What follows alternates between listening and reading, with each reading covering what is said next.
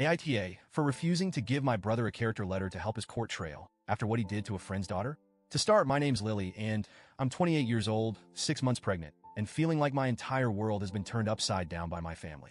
I have an older brother, Tom, 31, who's always been my closest family member. Growing up, he was my rock. We were a tight-knit family, and Tom, though he has autism, was this sweet and protective older brother who always had my back. Until now, that is, what I'm about to say makes my skin crawl, and I can hardly believe I'm talking about the same person.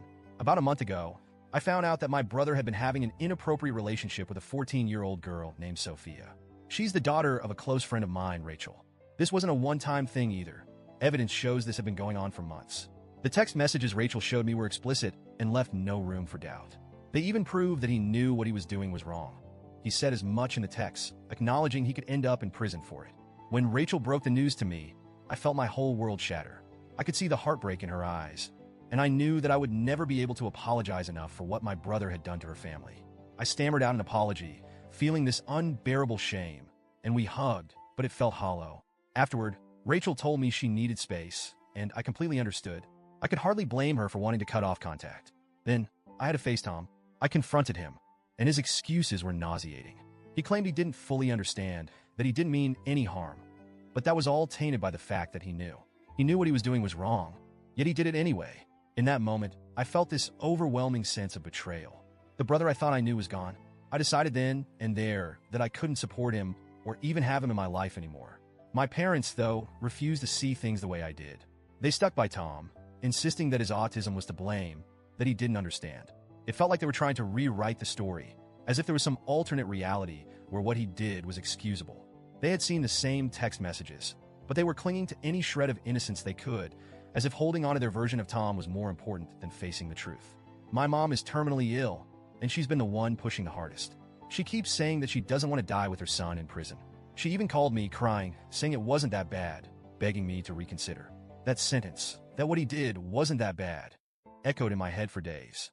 I couldn't comprehend how she could say that, knowing he preyed on a child who's practically family to us. To make matters worse, Tom's lawyer approached us and suggested we each write character letters to the judge, a way to paint a full picture of who Tom is. My parents latched onto the idea, insisting it was the least we could do to help him. They wanted me to write about the Tom I used to know, the brother who used to carry me on his shoulders, who read to me at night, who was kind and protective. But how could I? I told them no. My husband was completely on my side, saying he couldn't imagine letting our daughter, who'll be born in a few months, grow up around someone capable of doing something so vile. We talked for hours trying to figure out the right thing to do. Every time I considered writing the letter, my stomach turned. The idea of pretending that he was still my hero felt like I'd be betraying not only Sophia, but my future daughter as well. My parents, though, didn't stop. They begged, they pleaded, and they reminded me of my mom's illness, saying that I'd regret this decision one day. But how could I prioritize my brother's future over the safety and well-being of others? How could I help him avoid accountability? After a few weeks of their relentless pressure, I finally made the call. I told my parents I wouldn't be a part of this. I wouldn't write a letter, I wouldn't visit Tom, and I wouldn't let him be a part of my life or my child's life. My parents were devastated, especially my mom. She accused me of abandoning the family, and in a way, I guess I am. But here's the thing. I refuse to enable my brother.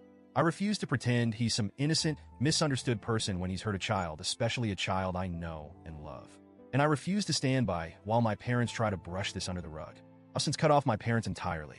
I want my child to grow up in a family that stands up for what's right, not one that makes excuses for something so inexcusable. It's hard. There's no other way to say it. It's gut-wrenching. I always wanted my child to have 2 sets of grandparents, but I realized that my husband's parents will be enough. We'll create our own family, one that isn't tainted by denial and excuses. As I sit here now, I feel a strange mix of sadness and relief. It's like I'm mourning the family I thought I had. I miss the closeness we shared, but I can't overlook what's happened. My only hope is that Rachel and Sophia can find peace somehow, though I know my family's betrayal must sting deeply for them. My husband has been a rock, reminding me that we're building a future based on integrity and safety for our child. I know deep down I did the right thing, even if it feels lonely right now. It hurts, but I refuse to let my child be exposed to people who would justify or excuse such behavior. I'm not sure where I'll go from here, or if my family will ever forgive me. But for the first time, I feel like I'm truly standing up for what I believe in. So, Reddit, AITA for refusing to give my brother a character letter?